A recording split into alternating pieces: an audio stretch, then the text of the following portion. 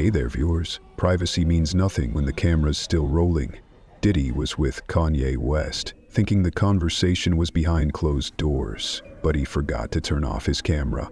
What was captured next has everyone talking, and it might be the most revealing footage yet. Let's get into it. Chapter 1. The Deleted Stream. It was around 2:43 in the morning when I noticed it. Not the usual kind of notice, either.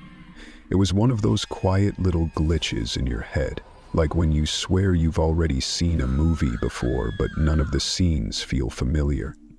I'd just finished editing a reaction video about Diddy's latest court appearance. Nothing serious, just breaking down his body language from the hallway footage and speculating on why he kept tugging at the corner of his sleeve. That's how I make most of my rent these days. I stream full-time on Twitch and YouTube under the name Blink Analyzer.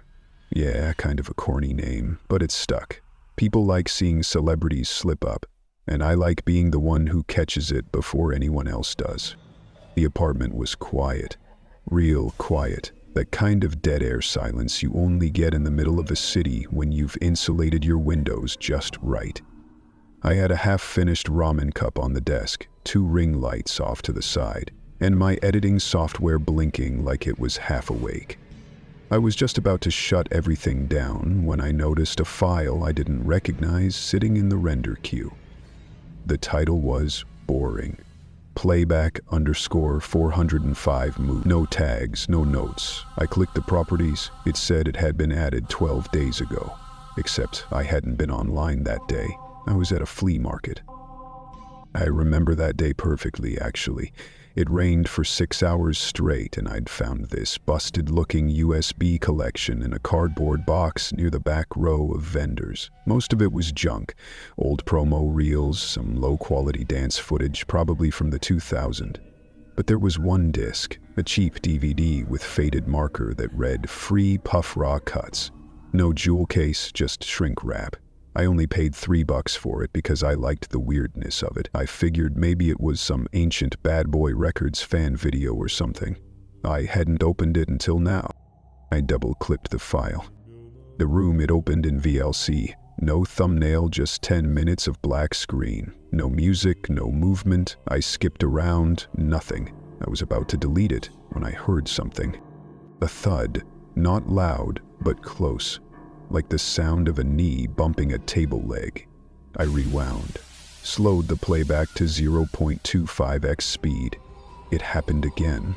Then, just faint enough to almost miss, I heard it. Yo, the light's still on. Then a pause. A cough. The audio dipped and popped. Someone laughed, light and sharp, like a forced chuckle. Then another voice replied. Thicker, a little raspier. It wasn't supposed to record. The hairs on my arms stood straight up. I turned off every other audio source on my system. No open browser windows, no Spotify, just the clip. The audio continued. More shuffling, maybe a chair moving, someone stepping backwards. Then silence. Long, tense silence. The kind where your brain keeps leaning in, hoping for more. I marked the timestamps and replayed it over and over. I knew that voice. I didn't want to believe it at first, but I knew it. It was Kanye. I've watched hours, days even, of his interviews, rants, performances. I know the way he breathes when he's nervous, the way he hesitates before starting a sentence. It was him. And the second voice, that laugh, that was Puffy. I scrubbed forward again. There was more breathing, and a moment where someone muttered something about mirrors, but that was it. No visible footage, just pitch black. And at the very end of the clip, as the audio dropped out entirely, I thought I saw something. Just for a frame. A white rectangle flickered in the bottom corner.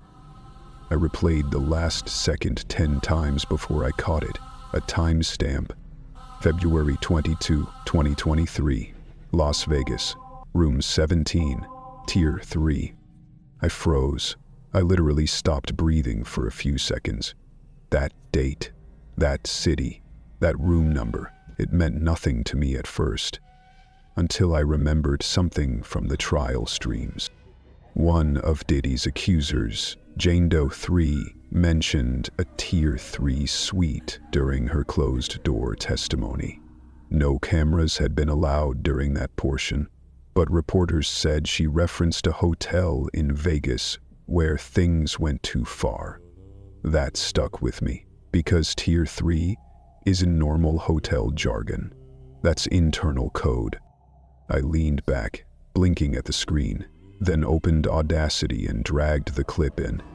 I ran a basic EQ filter, then a low pass, isolated the background noise. There were words under the words, someone whispering mirror 3 times, and then, this chilled me, there was the faintest sound of what I swear was a pencil dragging across paper, like someone was sketching, in a room with no light. I sat there not knowing what to do. The clock hit 3:08. I should have gone to bed. I didn't. Instead, I clipped the middle 30 seconds of audio, blurred the file name, and uploaded it as a short-form clip to my Discord server, just to see if anyone else heard what I did. I tagged it, possible Ye plus Diddy hot mic, need confirm.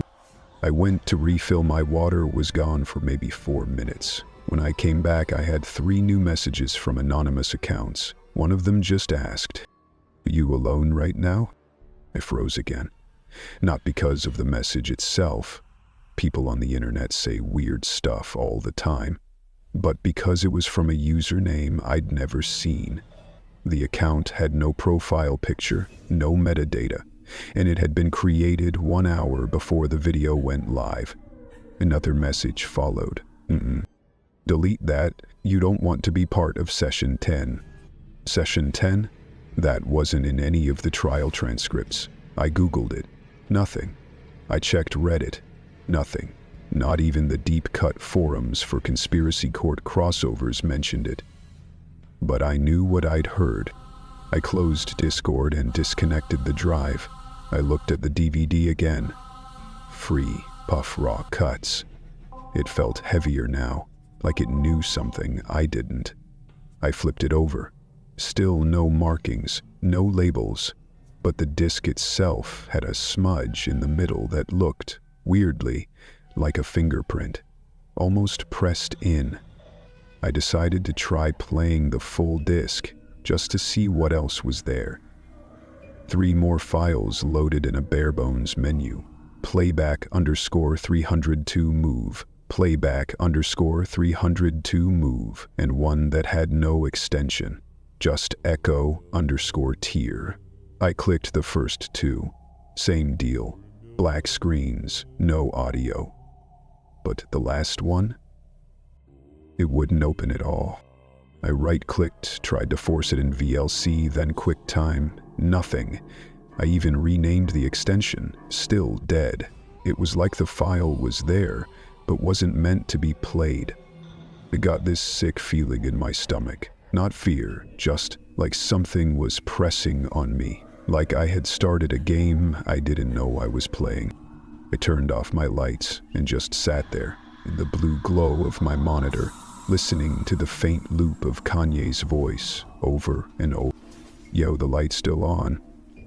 It wasn't supposed to record. It wasn't supposed to record. But it did. And now I had it. And someone else knew that I did. Chapter 2. The Overflow Room. I never wanted to be a marshal. Not really. It started as a favor. Well, more like a detour. I was an actor for about 5 years. Nothing major. Couple of detergent commercials, 1 Netflix audition that went nowhere, and a 2 Lyle role as barista. 3 in a pilot that got canned before it aired. You try living in Manhattan on roles like that. Rent doesn't care if your face is on a poster nobody saw. So I pivoted. My cousin worked courthouse security and told me they were hiring interns through some civil service hybrid program. I applied, passed the clearance check, and next thing I knew I was wearing an earpiece and khakis, walking metal detector lines for people way more powerful and way more lost than I'd ever be. I told myself it was temporary, just until the next audition came through. The day Kanye showed up, everything shifted. Not just the mood, the air, like the building itself had taken a breath and was holding it.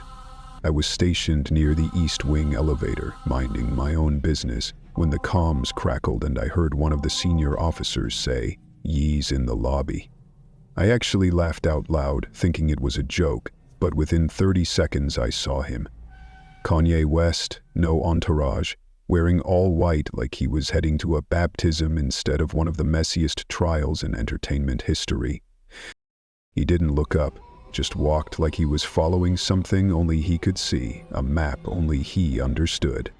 My supervisor told me to escort him to overflow room B on the 23rd floor. Apparently he hadn't been cleared to enter the main courtroom, something about guest list protocol and last-minute showings. I didn't argue. I just nodded and started walking beside him. He didn't speak until the elevator doors closed. Then, real soft, almost like he was humming to himself, he said, "It wasn't supposed to be aired." I blinked. "Sorry, sir." He just smiled at the elevator buttons and tapped the side of his head. They always forget the ceiling cams. We reached the floor. The hallway was deserted. Most of the action was 3 levels down. The 23rd was quiet, used mostly for witness holding and overflow press seating. But today, there was no press, no noise, just a silent room with a wall-mounted TV, a few chairs, and a security feed frozen on the door to courtroom C. He held the door open. He stepped in, and that's when I saw Christian Combs, Diddy's son, already seated near the far corner. He didn't look surprised to see Ye. They nodded like they'd just talked yesterday. No security with them, no legal staff, just the two of them and me, some no-name intern who used to remember his lines and now remembers how to log visitor badges. They didn't talk right away. Kanye paced the room, hands in his coat pockets. He hummed something tuneless. Christian just stared at the carpet, twisting his ring around his finger. Then Ye pulled out a phone. Not a smartphone. A flip phone, like something from 2004. Scratched, no case, one of those cheap burners you see in drug dealer movies. He placed it on the table between them. They both leaned in. "I wiped the mirrors," Kanye said. "Room 17's dead, unless she still remembers." Christian didn't respond. His hand tightened into a fist. "He's drawing again." Ye added, "You saw the sketch?" Christian looked up. It wasn't supposed to survive. They both glanced up at the ceiling then, not at me, not at the walls, at the ceiling, at the small black dome of the mounted security cam. And that's when I saw the light. Red, solid, not blinking, meaning it was on. But that wasn't right. Those feeds were motion-stricken and streamed straight to the local network. They weren't supposed to record unless logged manually. I tapped my earpiece, but there was nothing. Dead air. Like the floor had gone off-grid. I stepped back into the hallway, kept the door cracked, and pulled out my court-issued tablet. No feed for room 23B was showing up. It wasn't even listed in the security map. Something was wrong. New expos. I opened the camera list manually, scrolling through the floor index. Nothing. Room 23B didn't exist on the feed, but the red light was on, meaning someone had left the system active but rerouted. My hands were sweating. I felt like I was watching a movie scene where I was both the extra and the cameraman. My old acting instincts kicked in. I knew how to watch people without seeming like I was watching them. He whispered something I couldn't make out. Then Christian spoke, louder. "Tier 3 isn't sealed. You think they pulled the file?" Kanye leaned forward, tapped the flip phone once. "I think it's already out. I think she's already seen it." My stomach dropped. I didn't know who she was, but something about the way he said it. It made the room feel smaller, like we were already inside whatever was happening and just didn't know it yet. I slipped my USB key from my pocket. It It was an old trick my cousin taught me. If you plug into the floor's master port and clone the active camera buffer, you can store a full 30-minute slice of footage before overwrite. Most interns never use it, but I'd practiced once, just for fun. I plugged it into the wall jack under the hallway console. File copy initiated. Kanye and Christian sat silently now, staring at the blank TV like it might suddenly turn on. I glanced back at the red light, still solid. Then Ye said it again. He still remembers the Vegas room. I didn't know what the Vegas room was, but I knew this wasn't supposed to be public. This wasn't PR. This was something else. I pulled the USB stick once the light turned blue, copy complete, and slid it into my inner jacket pocket. By the time I turned back, both men were standing. Kanye was already walking toward the door. Christian nodded once to me and followed. Neither said goodbye. I walked them to the elevator. When the doors closed again, I leaned against the wall and tried to remember exactly what I'd heard. The flip phone, the mirrors, the sketch, and that phrase, "She still remembers the Vegas room." Later that day, my badge stopped working. At first, I thought it was a glitch. I went to the security desk, scanned it, and got a red light. Access denied. My name was flagged inactive. No one would tell me why. HR wouldn't answer. My emails bounced back. It was like I'd been quietly scrubbed. I left the building with the USB drive in my pocket and no job. I didn't go home right away. I took the long way, 2 trains and a detour through Midtown, just in case I was being followed. Paranoia, maybe, or instinct. When I finally got to my apartment, I locked the door, drew the blinds, and booted up my old editing rig, plugged in the USB. One file. It was labeled automatically by the system, camera_23B_underliable playback movement. No thumbnail, just a timestamp. I clicked it. It didn't open in VLC. It launched a proprietary player I'd never seen before. The window was gray, no buttons. Then a line of text appeared. Playback mode. Audience test. You are viewer 1. The screen stayed black. Then, audio began. A voice I didn't recognize said, "Do not stop watching. The rehearsal begins now." I didn't blink. Chapter 3. The Assistant's Index. They told me the room wasn't being recorded. They promised. Before the testimony, before I walked in, they said it again. This is sealed. No sketch artists, no cameras, no live transcript release. Just the stenographer, a court clerk, and a couple of suits pretending not to have expressions. They even gave me a choice on how to sit, facing the wall or the mirror. I picked the wall. Didn't want to see myself while saying any of this. They called me Logistics 3. That's how I'm listed in the court files. Not my real name, not even a nickname, just a number they assigned to me when I came forward through the internal tips line. Technically, I was Diddy's 3rd assistant that year, specifically the one in charge of event logistics. It sounds simple, but it's not booking flights or buying gift baskets. My job was to manage the tech. Not the audio rig, not the concert lights. The other tech.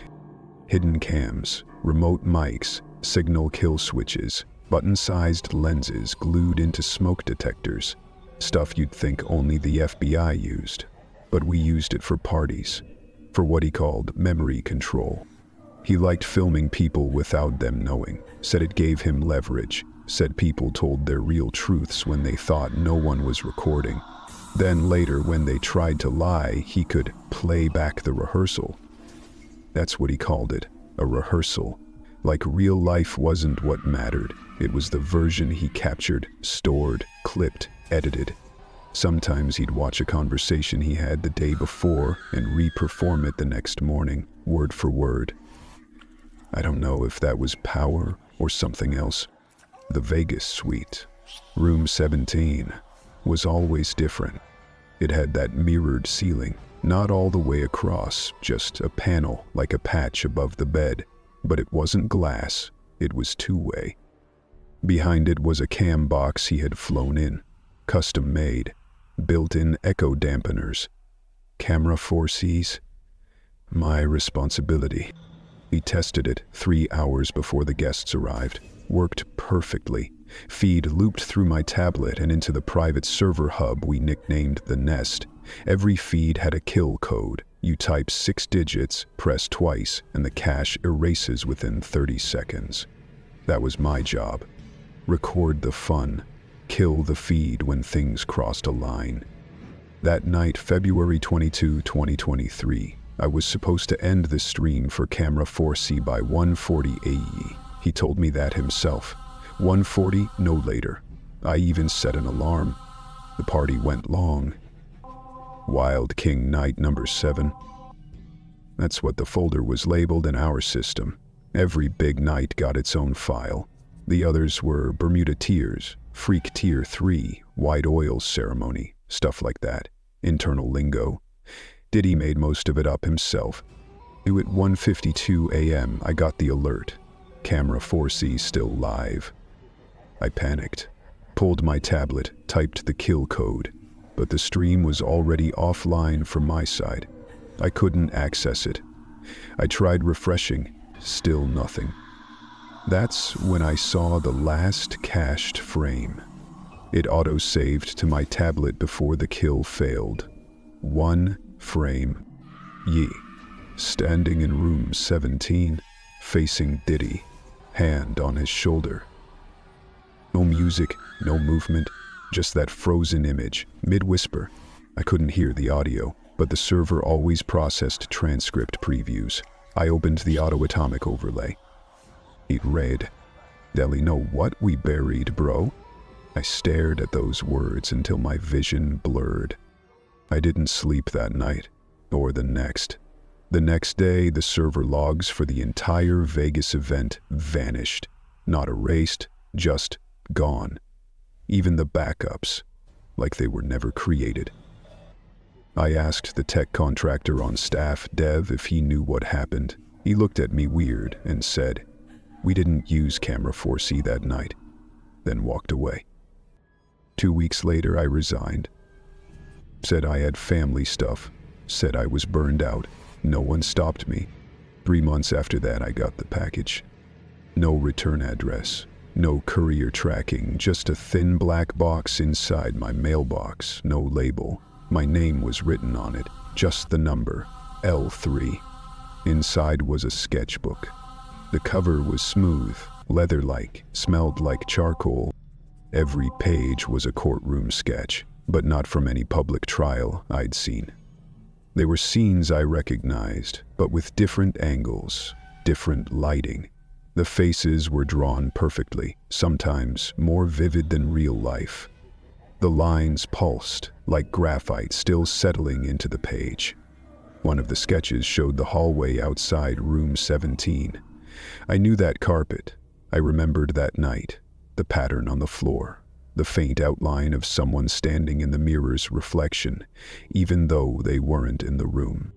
The last page showed me, standing in court, wearing the suit I'm wearing right now, head turned, eyes wide. It was me from this moment. From now, and underneath the sketch, scribbled in red pencil, "You were supposed to forget room 17. She didn't. I didn't show the sketchbook to anyone. Just put it back in the box, sealed it, hid it inside a suitcase I haven't opened since." They asked me before this deposition if I wanted to record my statement or deliver it in person. I said in person. They asked if I wanted to see the courtroom. I said no. They said no sketch artists, as per your request. I said good. I've been staring at the wall this whole time. But just now, just a moment ago, I heard the faint scratch of pencil behind me. The court reporter. I'm not supposed to turn around, but I did. She was sketching, not typing. Her pencil stopped when I looked. But I already saw the pad. She wasn't drawing the room, not the bench, not the clerk. She was sketching me. And the courtroom behind me wasn't the one I was sitting in. It was room 17. She met my eyes and said nothing, but I heard it anyway. She didn't forget. Chapter 4. The face on the VHS. I ain't supposed to keep anything. That's the first rule they tell you when you work janitorial at the federal court archives. If it's in a sealed bin, you don't touch it. If it's marked evidence, you don't read it. And if you see a red sticker with a code that starts in tier, you look away. What rules don't pay rent? I'd been working night shifts down in sub-level B3 for close to 8 years now. That place feels more like a cold tomb than a storage wing.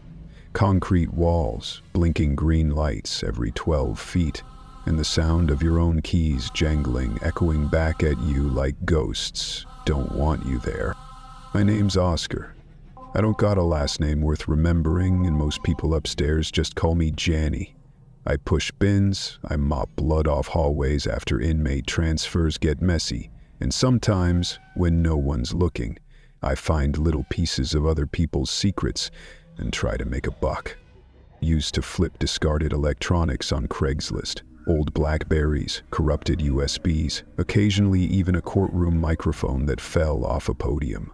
Nobody notices when something vanishes down here. It's just me, the dust, and the silence. This time, the box didn't vanish. It was waiting for me. It was tucked behind a row of unsorted audio depositions, the kind of shelves nobody touches for years. I was cleaning up after the jury had been sequestered. Diddy's trial had just gone radio silent. No new media, no orders. Everyone upstairs acting like the story had ended. But I knew better. I'd seen too much go in without anything ever coming back out. The box was about the size of a typewriter, duct-taped shut, faded brown, with a peeling white label that read, "Playback Fragments, Tier 3. The handwriting wasn't standard.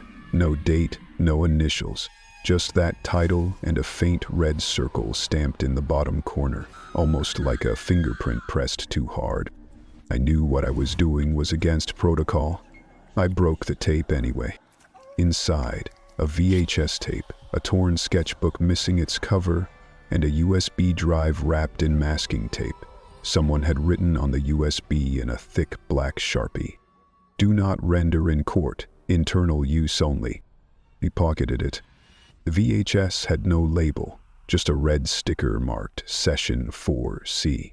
I hadn't seen a working VCR in a while, but the break room on B1 still had one built into the TV, if you jiggle the wires just right. I dusted the tape off, grabbed a half-eaten bag of pretzels, and made my way upstairs like it was just another night. Nobody stops me. Nobody asks questions. That's the beauty of a badge that says cleaning staff. When I popped the tape in, the screen flickered like static snow for a good 30 seconds. Then, in hotel hallway, dim, blurry, grainy like the lens had been smeared. The camera was handheld, low to the ground, like whoever was filming didn't want to be noticed. The walls had that gaudy gold trim Vegas loves, and somewhere deep in the background, bass thumped through the walls like a heartbeat. Muffled music, party laughter, then footsteps. The camera turned, not slowly irked around like someone got startled. A face filled the screen. Young Kanye West, staring directly into the lens, eyes glassy, sweat across his forehead. His expression wasn't calm or cocky. He looked confused, maybe even scared. Behind him, half blurred by the lens, was Diddy, shirtless, sitting on a couch against the far wall, one hand over his face, the other rubbing the back of his neck in slow circles. He wasn't saying anything. Not yet. The cam kept shaking like the person holding it had trouble breathing. Then, Ye leaned in and said, "The mirror wasn't covered, she's still drawing." I hit pause. Didn't even know why. Something about the way he said it made the air feel thinner in the room, like the words had mass. I rewound a few seconds and played it again. Same thing. The mirror wasn't covered, she's still drawing. Right after he said it, Diddy looked up, locked eyes with the camera, and then the screen glitched. Like, hard. Horizontal bars slashed across the footage, and for a second, the hallway was gone, replaced, just briefly, with the image of a courtroom. Not the one upstairs, not the usual benches and flags. This one looked older, or staged. The lighting was too warm, shadows stretched farther than they should have. The walls didn't match the real courtroom tile. It was like someone was recreating a courtroom from memory. Then back to the hotel footage. Like nothing had happened, but something had. Ye was gone. Diddy was gone. The camera panned slowly now, like it was being pulled, not held. The hallway faded and shifted into what looked like a mirrored room, maybe the suite itself. One of those double-sided mirror rooms, like an interrogation box in a casino. But there was no one in sight. Just the reflection of someone drawing. A girl. She wasn't in the room, only her reflection, seated in the corner, head down, sketching something we couldn't see. The pencil moved fast, too fast. She stepped back from the screen. The lights above the break room buzzed for a second, then dimmed. I looked at the TV again. The camera zoomed in on the mirror. The girl's face never looked up, but her hand stopped sketching. She pointed, "Wait," at me. Then, from the hallway outside, I heard a knock. 3 soft taps, at the kind of knock you get when someone wants in. The kind of knock that says they're already inside something, and you just don't know it yet. I didn't answer. Didn't move. I just stood there while the VHS rolled to its final seconds. The last frame? A courtroom sketch. Blank, just outlines, empty faces. Then, slowly, as if drawn in real time, a figure began to take shape. Curly hair, work shirt, keys on a ring clipped to the belt. It was me, standing in the same break room I was in right now. In the sketch, I was staring at the screen, and something behind me was staring at me. I hit eject. The tape stuck. I yanked the cord out of the wall and carried the player with me, hands shaking. I went back down to B3 and shoved the box, the VHS, sketchbook, USB and all, into the back of an old cart of outdated circuit boards, locked it in a storage cage with a busted tag. I haven't gone near that aisle since. But some nights, around 2 or 3 a.m., I swear I hear it again. 3 soft knocks, not on the door, on the inside of the storage locker. And every time I close my eyes, I see her, still sketching. She's still drawing, still watching, the witness who never was. They told me it was a routine evaluation, a minor delay, temporary emotional distress. That's what the file said when they handed it to me outside holding room D4. The hallway smelled like bleach and something older. Old paper, maybe, or dust behind vents no one had opened in years. The kind of scent that doesn't clean, just covers. I'm not the kind of psychologist they usually call in for trials like this. Most of my work stays inside sealed state hospitals and post-trauma treatment blocks. Witnesses who fold under pressure, victims too fragile to make it through deposition. But this one wasn't fragile. At least, that's what I was told. Just overwhelmed, the officer said. Bit of a delayed reaction. When I opened the file, though, I saw something strange. The name field was redacted. Not blurred, not blocked out. Erased. The printout literally skipped the line. Page 1. The witness scheduled to testify under sealed designation was, and then nothing.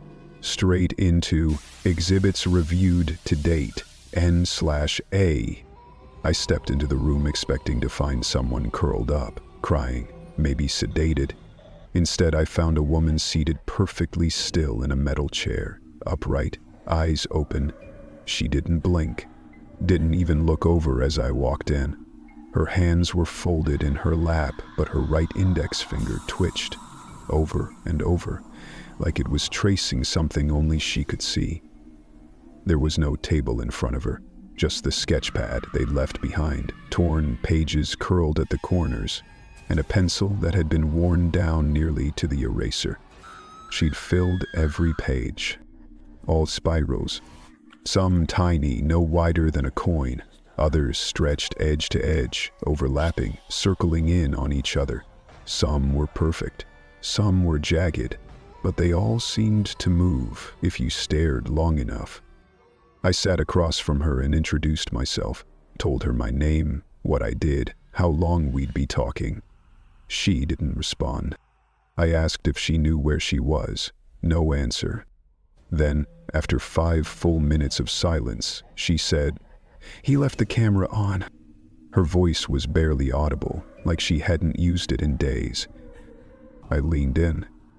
She repeated it. "Left the camera on."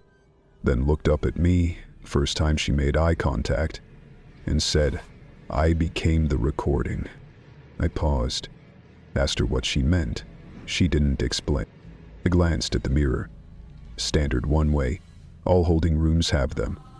I'd seen my reflection when I entered.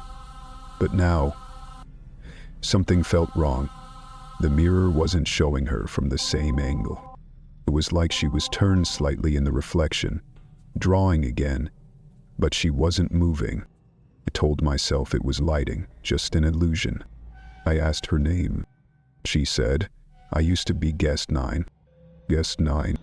I flipped through the file, no guest list included. I asked what she meant. There were 10 of us, not counting them, just us. I asked where. Vegas, Tier 3, observation room. She said the last part like a recitation, a line she'd repeated to herself 1,000 times. Then she told me everything. Not in order, not like a witness giving testimony, more like someone reliving a fever dream. She said she was invited to the Vegas suite for what they called a Wild King night, but she wasn't there to party. She was instructed to sit in the observation room behind the mirror. The entire wall was glass, but they made it look like wallpaper from her side. She said she could see everything through it, even though they didn't know she was there. Diddy and Ye entered around 1:20 a.m., and she said they didn't argue. They whispered. At one point, Ye raised his voice and said, "We should have buried it somewhere else." That's when she felt the mirror crack. Not shatter, just a single line down the middle. She could see her own face in the crack, reflected and warped. And then, she swears, the reflection blinked even though she didn't. I tried to redirect the conversation, ask her about the sketchbook. She said it wasn't hers. It was left in the room when she arrived, said it already had half the drawings in it before she touched it. Her job, she claimed, was to finish them. I didn't know what that meant. Then she stood up, walked to the mirror, and stared at her own reflection. "They erased me from the guest list," she said. "Said I wasn't there, but I am." He tapped the mirror twice. "I still am." I'd heard delusions before, fragmented memory, dissociation. But this was different. Her eyes weren't wild. She wasn't unraveling. She was waiting. After 2 hours of no further response, I began reviewing the sketchbook myself. That's when the visual glitches started. Every page I turned made my eyes twitch, like something flickered just outside the edge of vision. At first, I thought it was the fluorescent lights, but the shadows didn't match. They moved with the spiral lines. One sketch near the back caught my eye. It was the room we were in. Same mirror, same chairs, same flickering light panel above the door. Only in the sketch, there were 2 versions of me, one seated across from her, one behind her standing by the door. I looked up. No one there, but her eyes followed my gaze. Then she started sketching again. Not in the pad, on the wall. She pulled a pen from her sleeve, God knows where she got it, and began drawing slowly, deliberately on the blank drywall beside the mirror. She drew my face. Acknowledge I looked now, as I looked 10 minutes ago, leaning in, listening to her say. He left the camera on. I stepped back. The lights flickered again. I turned toward the mirror and saw my own face. But it didn't match what I was doing. It was still seated, leaning in, holding a pen I never picked up. The reflection blinked. I didn't. He turned to me and said, calm as anything, "Now you're the playback." Chapter 6. The Trial Without a Verdict. People think the courtroom's loud, that it's arguments and slamming gavels and jury murmurs, but it's not. It's quiet, almost unnaturally so. Like the whole space is braced for something it can't explain. The sound is there, but it's thin, flattened, like the air is being pushed through a filter. That's what I've always thought. I've been a stenographer for 13 years, and in that time, I've learned to tune out most of it. I don't care who the defendant is, celebrities, politicians, crooked surgeons. It's all the same when you're typing at 225 words per minute. Your hands become a split second behind thought, and your brain steps out of the way. At least, that's how it used to be. The Diddy trial changed that. It started small. I noticed the skips in transcript early, maybe 2 days into the first witness round. The software we use, Stenocast, is synced with court audio, so everything I type is backed by a secondary timestamp and mic log. That means nothing I write exists without proof. But that week, it started desyncing. First time it happened, I was transcribing a victim's statement. She was crying, saying something about a room with a mirror and a Tier 3 suite. The second she said Tier 3, the timestamp looped. Froze for a moment. I kept typing, but when I reviewed the transcript later, the phrase had vanished. It wasn't scrubbed, just gone, as if it was never spoken. I double-checked the court mic logs. Same thing, her voice cut out exactly at the moment she said it, then came back 4 seconds later with a new sentence, like nothing had been lost. That happened again the next day. Then again when someone whispered Kanye's name under cross. Not shouted, not formally brought up, just whispered, barely louder than breath. Every time it happened, the transcript would either freeze or overwrite itself with silence. No red line, no error code, just blankness. But I remembered the words. I typed them. I felt the keys. It happened. And the worst part? The defendant started noticing too.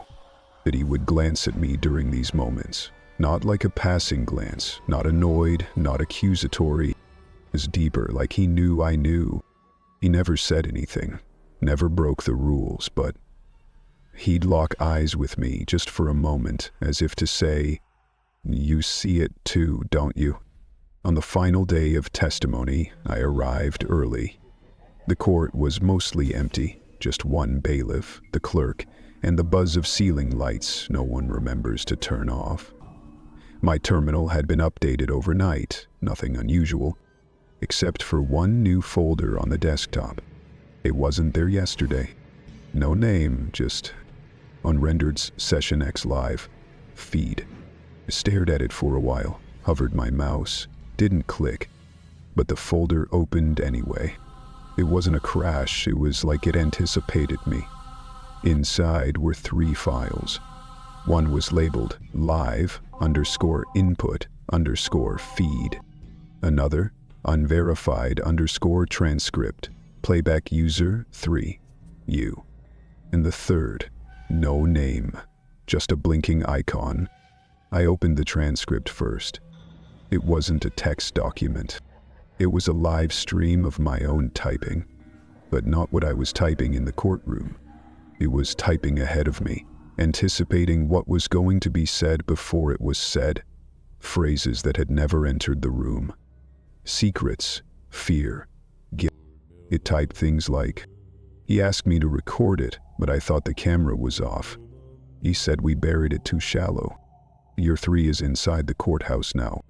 Then I saw the label at the top of the file. Playback user 3U. My hands were shaking. I closed the transcript and opened the feed. It was me. From behind, a low-angle shot of me typing, only it wasn't from a camera in the courtroom. The background was wrong. It looked like a set, like someone had recreated the courtroom behind me, but the scale was off. The walls too tall, shadows too deep. And behind me, faintly reflected in the glass of the witness stand, was a figure sketching something. I turned around. No one behind me. But when I looked back at the screen, the sketching figure had turned around too. I minimized the feed. In the middle of testimony, the witness paused. He was mid-sentence, talking about how one night at the Las Vegas suite, Ye and Diddy pulled him aside to ask about mirror placement. Something about internal angles and reflectivity. That's what he was trying to say. But the mic clipped. Heard him say, "He buried it under tier 3. She's still drawing it." And then it was gone. Nothing typed, nothing recorded. Except on my terminal. The line appeared in the unrendered transcript before he even opened his mouth. They buried it under tier 3. She's still drawing it. My hands weren't moving. The keyboard clacked anyway. The last thing I saw on my screen before I pulled the plug entirely was this. She wasn't the face in the video, he was the mirror. Didn't think that. Didn't type that. But it's new. Now, so do I. Chapter 7, The Final Stream. It took me a week to convince myself to upload it. Playback _45 move had been sitting on an encrypted drive in a drawer beneath my desk, wrapped in a scarf like that would somehow keep it quiet. I hadn't touched it since the night I clipped the audio and got that message. "Are you alone right now?" That one had chilled me enough to unplug everything and leave town for a few days. Just long enough to forget the shape of the voice on the tape. Just long enough to talk myself out of deleting it completely. But something changed the night I came back. My Twitch dashboard was normal, my YouTube had new comments, but my Patreon? A message notification I hadn't seen before. Not from a user, from the system itself. "You have one pending archive update. Sync now." I hadn't set anything to auto-sync. Still, I clicked. Curious. Always curious. That's the problem. They pulled up a folder I didn't remember creating. Archived streams, greater than unlisted, greater than tier 3/userx/render. Inside it, just one file. Final playback session _10s mm. I stared at it. It wasn't the same name as before, but the properties matched. Playback _405 mov. Exactly. Somehow the system had renamed and resorted it. Like it knew I'd been hesitating. Like it was tired of waiting. So I told myself I'd just preview it. One last look. No commentary, no overlays, just pure source. I owed my top subscribers that much, right?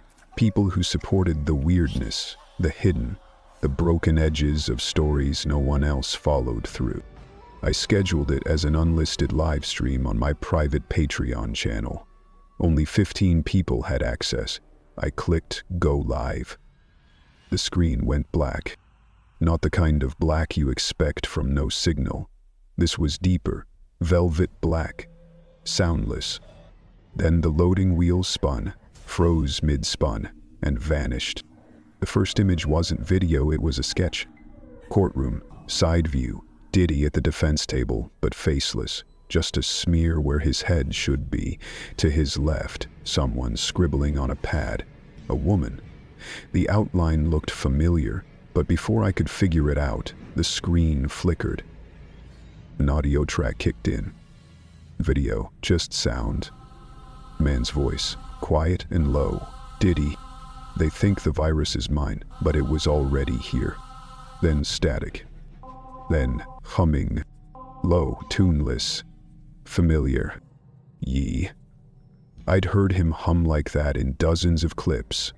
off stage, off key, like he was trying to remember something. Or, forget it. I leaned forward, about to pause the stream, when my screen glitched. The feed bounced, one frame to the next, showing different courtroom sketches. Some from the trial, some I'd never seen before. People who hadn't testified, rooms that didn't exist. Then, without warning, the screen changed. It was me. Not live, not webcam. Video of me, sitting at this desk. Same chair, same setup, but older. My eyes darker, like I hadn't slept in weeks. My hands twitching as I scrolled something just out of frame. My reflection, but wrong. I tried to exit the stream. I couldn't. My entire browser locked. OBS froze. Even Task Manager wouldn't launch. The stream kept playing. Then the chat opened. Just one message from an account with no username, no icon. You archived it. Now you carry it. I checked my email. Notifications pouring in. Subscribers were watching, messaging me. Only they weren't seeing what I was seeing. One said the video showed a girl drawing in a hotel bathroom. Another said they saw a ballroom on fire. Another said the stream showed their face, not mine. I refreshed, tried to shut down the machine. Nothing responded. The audio looped again. Diddy's voice, a whisper now. Session 10 was never sealed. It waited. We waited. Behind the audio, that humming, yee again, only now it echoed like it was bouncing off tile. The courtroom background started changing. Wood paneling faded into marble. The witness bench dissolved into a leather couch. The lighting turned gold, flickering. It wasn't a courtroom anymore. It was room 17. I saw the mirror on the wall. The same mirror from the footage. The one she drew. I looked closer. In a reflection. A girl, seated, sketching. But not me. Not the streamer. It was her. The same figure from the VHS. The courtroom sketches. The one they all thought was gone. She looked up for the first time. Not at the camera. At me. The stream froze. No outro, no crash. Just a single line typed across the top of the screen. Session 10. Initiated. The feed ended. My computer stayed dark. But in the corner of the screen, something pulsed faintly. Not a cursor. A spiral. Still drawing. Still watching. Chapter 8. He wasn't the camera. He was the playback. They gave me a badge that said level 6, but I always felt like a level 2. Those techs who end up at Federal Archive Facility B9 aren't dreamers. We're not here to change the world or ask big questions. We're here to move files, tag footage, follow protocols, hit union when told, and act like we never saw the names on the folders. I'd been in the classified wing for 6 months when I got assigned the Diddy trial archive. They said it was just cleanup, routine destruction of duplicate evidence streams, outdated logs, scrubbed testimonial backups.